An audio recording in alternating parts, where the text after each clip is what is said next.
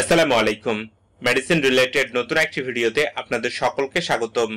আজকে আমার রিভিউয়ের বিষয়বস্তু হচ্ছে ভিসেড ট্যাবলেট, সিরাপ এবং ইনজেকশন। চলুন এবার মূল বিষয়ে যাওয়া যাক।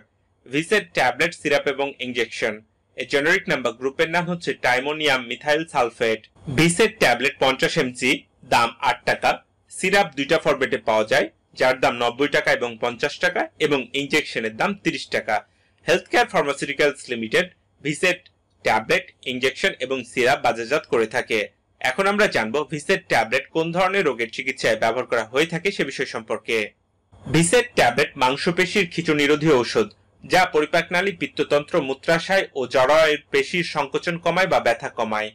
এই ওষুধ পেট ব্যথা, তলপেট ব্যথা, মূত্রনালীর ব্যথা, মাসিকের ব্যথা, স্ত্রী জননাঙ্গ জনিত ব্যথার রোগের চিকিৎসায় ব্যবহার করা হয়ে থাকে। মাত্রা বা খাওয়ার নিয়ম: প্রাপ্তবয়স্কদের ক্ষেত্রে সাধারণ মাত্রা দিনে 2 থেকে 6টি ট্যাবলেট অথবা 3 থেকে 9 চা চামচ সিরাপ বিভক্ত মাত্রায় খাওয়া যায়। শিশুদের ক্ষেত্রে দৈনিক 3 মিলিগ্রাম প্রতি কেজি হিসেবে অথবা 6 মিলিগ্রাম প্রতি কেজি হিসেবে বিভক্ত মাত্রায় খাওয়া যায়। ভিসেড ট্যাবলেট, সিরাপ এবং ইনজেকশন ব্যবহারের পূর্বে কিছু সতর্কতা অবলম্বন করতে হবে।